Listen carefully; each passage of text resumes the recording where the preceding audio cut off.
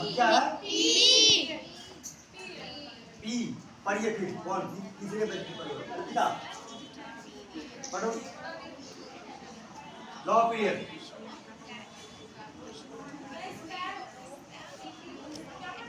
हाँ ठीक है स्क्वायर पढ़ो।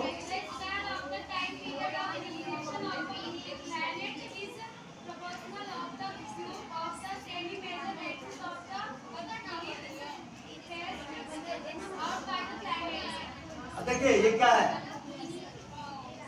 अरे बिटिया क्या कर रही है, ऐसे कैसे काम चलेगा। फिजिक्स बहुत मुश्किल है, ये बात समझ लीजिए। और आपस में बात कीजिएगा तो और नहीं समझ में आएगा, अच्छा नहीं लगता ये क्या कह रहा है देखिए। अब ये लॉ पीरियड से नाम से ही क्लियर है, जैसे ऑर्बिट वाले में ऑर्बिट आया, दूसरे वाले में एरिया आया, इसमें पीरियड आएगा। पीरियड मतलब टाइम पीरियड है, ठीक है। ये कह रहा है, अंडरलाइन कर लीजिए इसको, the square of time period, square of time period of revolution of a planet is proportional to cube of the semi major axis of the ellipse trace. अब सेमी मेजर एक्सिस तो समझते हैं आप, ए हो गया, 2a था हमारा, 2a हमारा क्या था मेजर एक्सिस, उसका आधा जो होगा सेमी मेजर एक्सिस। अगर सेमी मेजर एक्सिस है, सॉरी अगर मेजर एक्सिस है, ए हो जाएगा हमारा सेमी मेजर एक्सिस। ये कह रहा है क्या, ये कह रहा है कि टी स्क्वायर होगा, टी अगर हमारा मान ले टाइम पीरियड ऑफ रिवॉल्यूशन है, टी हमारा पीरियड ऑफ रिवॉल्यूशन है, तो टी का जो स्क्वायर होगा वो डायरेक्टली प्रोपोर्शनल होगा जो सेमी मेजर एक्सिस है उसके क्यूब। अब मान लिया दो अलग अलग प्लेनेट है, तो T1 जो हो जाएगा A1 और T2 square again will be A2, ठीक है। तो अब इसको फिर एक बार हम फिगर समझते हैं। मान लिया एक और ये और एक प्लेनेट, कितने प्लैनेट्स हैं, एक ड्वार्फ प्लैनेट है, कौन सा है प्लूटो। हाँ ड्वार्फ प्लैनेट का था, तो प्लैनेट नहीं रहा है।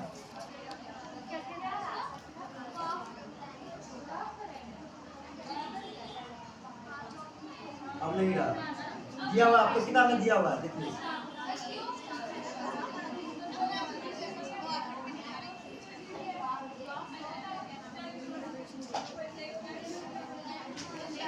मैं आज वो कर दूंगा, उसका 9th क्लास में, 9th क्लास में ड्रॉप करेंगे, देखिएगा देखिए। अब ये कह रहा है, अंडरलाइन कर लिया आपने। अब एक पॉइंट जो छूट उसमें मैं क्या कर सकती हूँ, वो ये वहां जो हमने किया था ना R1,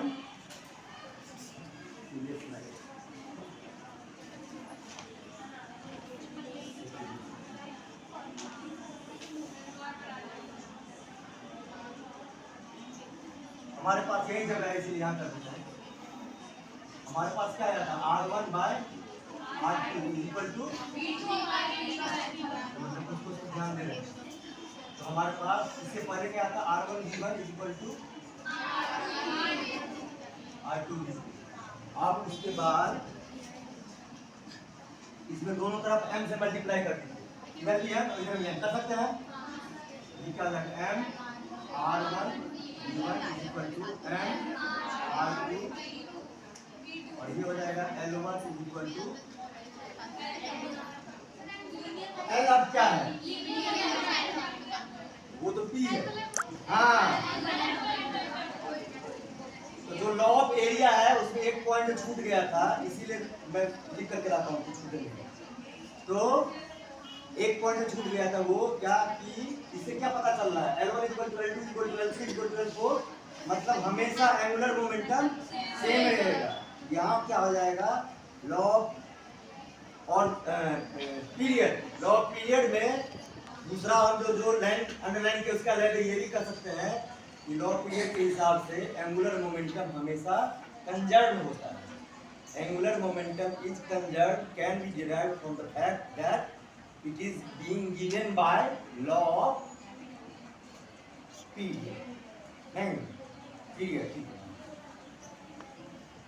है, पीरियड नहीं, एरिया ना, हाँ लॉ ऑफ एरिया, मुझे भी कंफ्यूज कर दिया। समझ में आ गया? ये पॉइंट छूट गया था।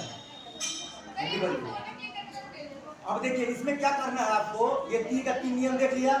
आज घर जा करके एनसीईआरटी पढ़िए, वो समझ में नहीं आए तो यूट्यूब चैनल मैंने लिंक भेज दिया है, वहां पे क्वेश्चन कर सकते हैं आप, ठीक है, वो हमेशा रह जाएगा बात के लिए।